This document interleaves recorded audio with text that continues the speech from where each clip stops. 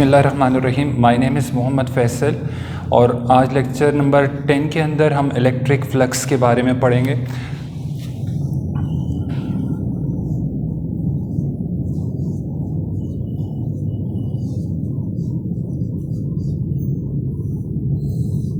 इससे कबल हमने इलेक्ट्रिक लाइंस ऑफ फोर्स के बारे में पढ़ा था। तो जब भी इलेक्ट्रिक लाइंस ऑफ फोर्स किसी यूनिट एरिया में से पास कर रही होती हैं तो वो उस चीज़ का नाम क्या होता है? फ्लक्स होता है। फॉर एग्जांपल मेरे पास एक एरिया है, मैं इस बुक को अपना एक एरिया कंसीडर कर रहा हूँ। ये वाली जो सरफेस है इसकी, ये मेरा एरिया है। और याद रखिएगा, एरिया का एक हम नॉर्मल ले रहे होते हैं। एरिया के नॉर्मल से क्या मुराद है कि किसी सरफेस के ऊपर जो परपेंडिकुलर होता है आप लोगों का, वो इस सरफेस का क्या कहला रहा होता है? नॉर्मल कहला रहा होता है। तो ये आपके पास एक एरिया है, उसके ऊपर ये नॉर्मल हो गया। अब हम इस सरफेस में से अगर आप इलेक्ट्रिक लाइंस ऑफ फोर्स को क्रॉस करवाएंगे, पास करवाएंगे, that is called electric flux जो है। फॉर एग्जांपल याद रखिएगा, इसका जो सिंबल होता है इलेक्ट्रिक फ्लक्स को, वो 5 से आप डिनोट कर रहे होते हैं। और इसमें जो चीज़ है, लेट्स सपोज आपके पास ये एक एरिया है,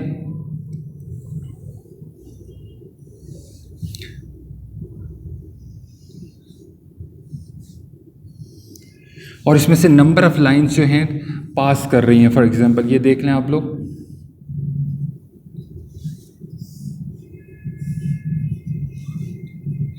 तो ये 3 लाइन जो हैं इस एरिया में से पास कर रही हैं, तो दैट इज़ कॉल्ड फ्लक्स जो है। ये हम इलेक्ट्रिक लाइंस ऑफ फोर्स हैं। और ये एरिया है, इसका एन हेड से डेल्टा ए लिख देते हैं हम लोग एरिया को। अब इन दोनों का जो डॉट प्रोडक्ट होता है जब आप लेते हैं, तो वो क्या कहलाएगा? आप लोगों का फ्लक्स कहलाएगा। यानी कि E electric field of lines या electric intensity dot unit area. तो यूनिट एरिया, इसको मैथमेटिकली हम कैसे डिनोट कर सकते हैं? Flux is equal to E dot del A जो है। अब जब डॉट हटाएंगे तो आपका कॉस क्या आएगा? कॉस ऑफ थीटा आ जाएगा। तो E del of A cos of theta. तो ये फ्लक्स का जो है मैथमेटिकल एक्सप्रेशन है। अब हम इसके स्पेशल केसेस देख लेते हैं कि स्पेशल केसेस के अंदर फ्लक्स जो है मैक्सिमम कब होगा और मिनिमम कब होगा। ठीक है, 2 स्पेशल केसेस हैं, फिर हम उनको मज़ीद डिफरेंट हिस्सों में डिवाइड कर सकते हैं। तो पहले स्पेशल केस के अंदर हम देख रहे हैं,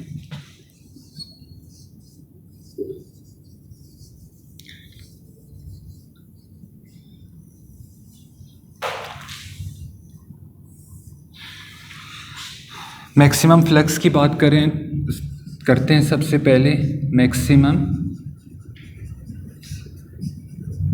फ्लक्स। तो मैक्सिमम फ्लक्स कब होगा आप लोगों का? याद रखिएगा, हमने कहा कि ये एक एरिया है और इसका नॉर्मल ये होता है, याद रखिएगा। अब फॉर एग्जांपल मैं कह रहा हूँ ये इलेक्ट्रिक लाइंस ऑफ फोर्स हैं।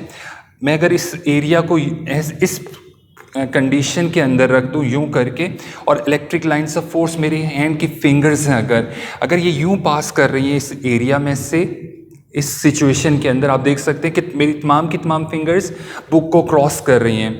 और एरिया ऑफ द नॉर्मल और इलेक्ट्रिक लाइंस के दरमियान जो एंगल है वो क्या बन रहा है? 0 डिग्री का बन रहा है। तो याद रखिएगा, जब आपकी इलेक्ट्रिक लाइंस का और एरिया ऑफ द नॉर्मल अगर 0 डिग्री बनेगा तो आपका फ्लक्स मैक्सिमम होगा। तो ये देख लें एक सिचुएशन कि मैक्सिमम फ्लक्स कब होता है। ये इलेक्ट्रिक लाइंस ऑफ फोर्स आ रही हैं, ये आपका एरिया ऑफ द नॉर्मल है, दोनों के दरमियान जो एंगल होगा वो क्या होगा? 0 कंसीडर होगा, क्योंकि दोनों पैरेलल हैं, इस डायरेक्शन के अंदर मूव कर रही हैं। तो मैक्सिमम नंबर ऑफ लाइंस जो हैं, तमाम की तमाम फिंगर्स जो हैं इस एरिया में से पास कर रही हैं, तो that is called maximum flux.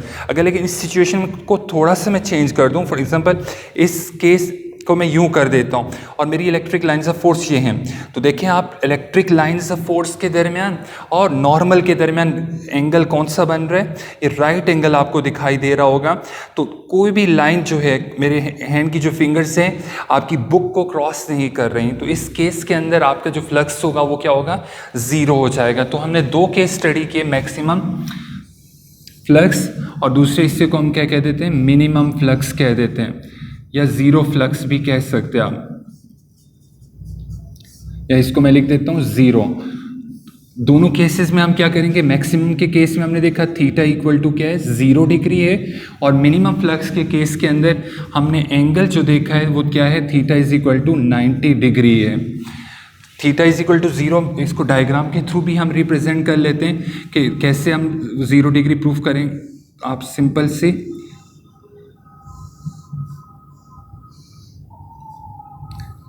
ये नॉर्मल है आपका, और ये इलेक्ट्रिक लाइंस ऑफ फोर्स गुजर रही हैं यहाँ से, ये डेल्टा ए हो गया आपके पास नॉर्मल। और इस एक इलेक्ट्रिक लाइंस ऑफ फोर्स के दरमियान देखें एंगल 0 डिग्री का बन रहा है, कोई एंगल नहीं बन रहा। अब फ्लक्स जो आप जानते हैं उसका फार्मूला E डॉट डेल ए होता है आपके पास, डॉट को हटाएंगे तो क्या आ जाएगा आपके पास cos of theta. Cos theta angle जो है यहाँ 0 डिग्री आप पुट करें इसके अंदर, E del of A cos 0 degree, और कॉस 0 डिग्री आप जानते हैं कितना वैल्यू होती है उसकी 1 होती है, तो ये आपका जो आंसर आएगा वो E डेल ए आ जाएगा। तो ये जो फ्लक्स है आपका क्या कहलाएगा, मैक्सिमम फ्लक्स कहलाएगा। अब मिनिमम फ्लक्स के केस के अंदर आप इस डायग्राम को कुछ यूँ चेंज कर दें, आप बुक या पेज या सरफेस जो आपकी कुछ इस तरह से हो जाएगी। नॉर्मल आपका इस जानिब हो जाएगा, एन हेड जो होगा इसका डेल्टा ए, और इलेक्ट्रिक लाइंस ऑफ फोर्स यूँ गुजर रही हैं ई। तो ई और डेल ए के दरमियान आप जो एंगल देख रहे हैं वो कितना बन रहा है इस दफ़ा, वो 90 डिग्री का बन रहा है। यहाँ राइट एंगल हो गए हैं दोनों। जब राइट एंगल होंगे तो लाइन आप देख सकते हैं उस सरफेस एरिया में से उस सरफेस में से पास नहीं कर रही, तो इस केस के अंदर फ्लक्स जो होगा वो 0 फ्लक्स होगा या मिनिमम फ्लक्स होगा।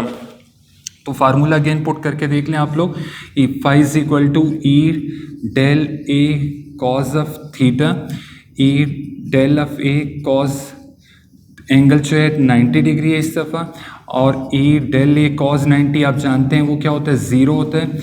तो इसको 0 से जब मल्टीप्लाई करोगे तो आपका जो आंसर होगा वो क्या होगा 0 आ जाएगा। तो आप दोनों केस देख लिए, स्पेशल केसेस के मैक्सिमम फ्लक्स कब होगा और मिनिमम फ्लक्स कब होगा।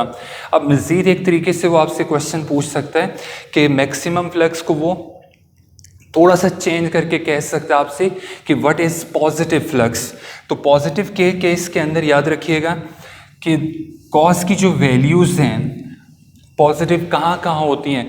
आपने क्वाड्रेंट स्टडी किए होंगे शायद, ये क्वाड्रेंट्स हैं, ये 0 से डिग्री है, यहाँ पे एंगल जो 90 है, यहाँ पे एंगल 180 डिग्री है।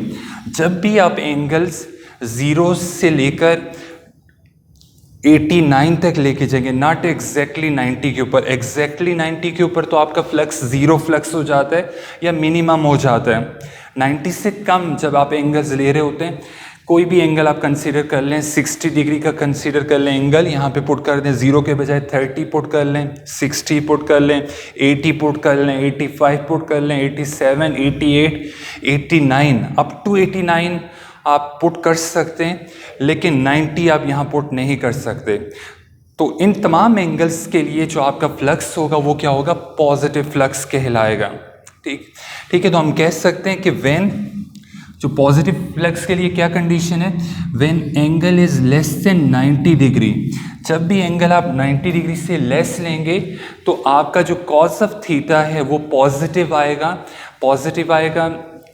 तो ये इस तरह के फ्लक्स को आप क्या कहेंगे, पॉजिटिव फ्लक्स कहेंगे।